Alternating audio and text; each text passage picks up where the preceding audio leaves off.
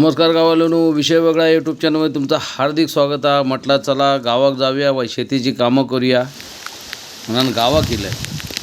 तर म्हणजे भावाशीन मॅर काढूक घेतल्यान मॅर काढणं आणि मॅर खापवणं याच्यात फरक असा. मॅर काढणं म्हणजे आपलं कोपरो राखणं आणि मॅर खापवणं म्हणजे खापवून पाकिस्तान भारतात घेण्यासारखं असा जोखील आहे. तर मंडळी आता भावाशीन जोत बांधाक घेतल्यान. जोत कसा बांधतात तर बघा, पहिला जू बांधल्यान दोन बैलांका एकत्र हाडल्यान आणि त्याची पद्धत असता जोत बांधाची. मौशीत खर्शीत कसावया नांगर जेव्हा तो जुवार बांधलो जाता ना, तो एका विशिष्ट पद्धतीने बांधलो जाता, जेणेकरून बैलाच्या खांद्यावर वजन येता कामा नये, भार येता कामा नये. भार जो बैलाच्या खांद्यावर इलो ना तर बैलाचे खांदे येतले.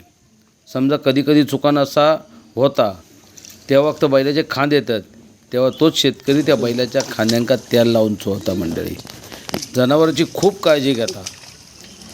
आता हे पावसा पाण्याचे बैल चालतात, त्यांका गोट्यात बांधल्याच्यानंतर पहिला गवात घालतो, लोक गुळा घालतो, ज्याच्या करून त्यांका वायच अंगात त्यांच्या ऊब येऊ होई. आणि नांगरताना सुद्धा बैलाच्या पायाक जागा लागता कामा नये याची काळजी घेता. म्हणून तर हे बैल इमाने इदबार त्याच्या शब्दात चालतात, काठी लावचीच गरज नाही लागणार.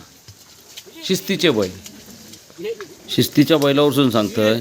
आता आम्ही ह्या जोत बांधला ना थैसर आजूबाजूक सगळी लावणी झालेली आहे, पण वाट केलेली आहे ना, त्या वाटेवरून बैल बरोबर कोपऱ्यात इले, आपल्या जाग्यावर येऊन उभे रावले. इतके शिस्तीचे बैल. म्हणजे शेती करणं खाऊचं काम नाही. म्हणून आजकाल बऱ्याच लोकांनी शेती सोडून दिली आहे, नाही जमणार सध्याच्या ह्याच्यात.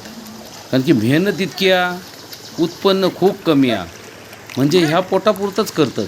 ह्याचा केल्याने आहे ना, ह्या पोटापुरता ह्या त्यांका इकून ह्याच्यात 4 पैसे मिळतात, ह्या काय नाही. जमिनी घराकडची राखू होय ना म्हणून आपले जीवाची आटापिटा.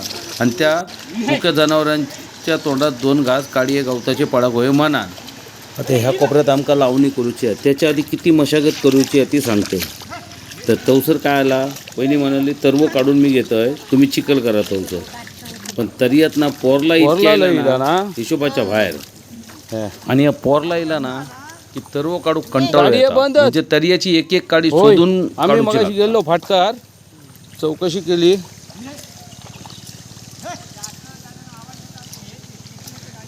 नाही ते मालगाडी.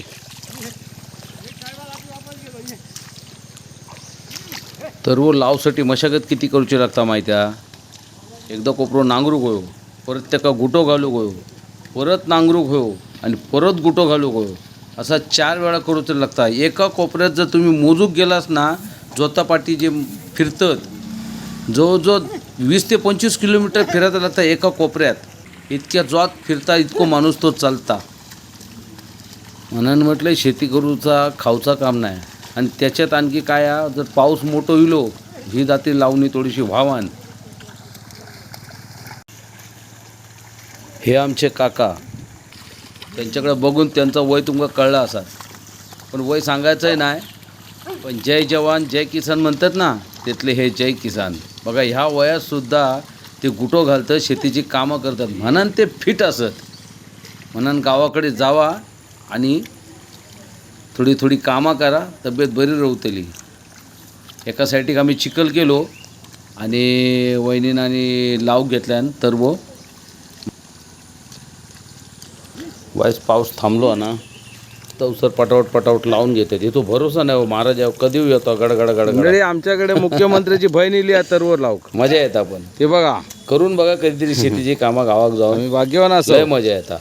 आमका टेन्शन नाही. लावणीकर मजा येतात. अडे तुम्ही कातरणीक जाशात तर घामा घूम होऊन जाशात, बिरबिरान पडशात काहीतरी.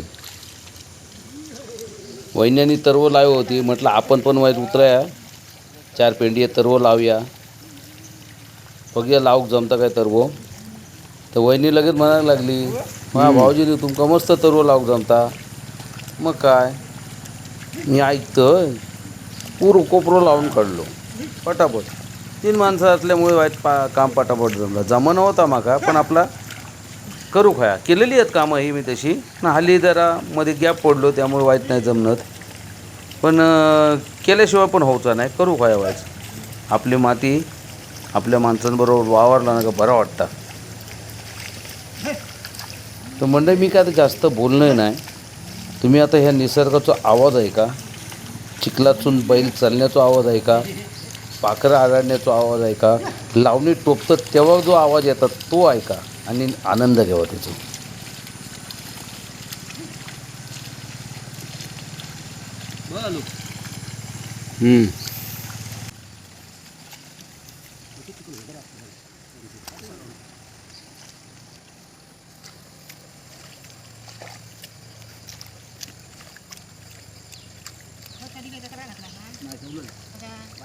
जोस सोडला, पाऊस आता भरलो हा बघा कसलो. बैलांका गोट्यात बांधले आणि वाय दिले तरवो टाकूचो हा. म्हटलं वाईट ना पेज खाऊया. ही बघा पेज आणि खेची भाजी आहे सांगा. ही भाजी असा टायकाळ्याची. निसर्गाचा आनंद घेत ही व्हाळी बघा कशी वाहता कळकळावून. तर गावाला व्हिडिओ आवडलो असत तर लाईक करा, शेतकऱ्यासाठी कमेंट करा, चॅनल सबस्क्राईब केलं नसतं तर सबस्क्राईब करा, बेल आयकॉन दाबा.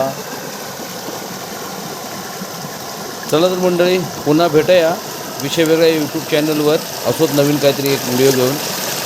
तुमचे मनापासून आभार व्यक्त करते मी राजेश परब. धन्यवाद.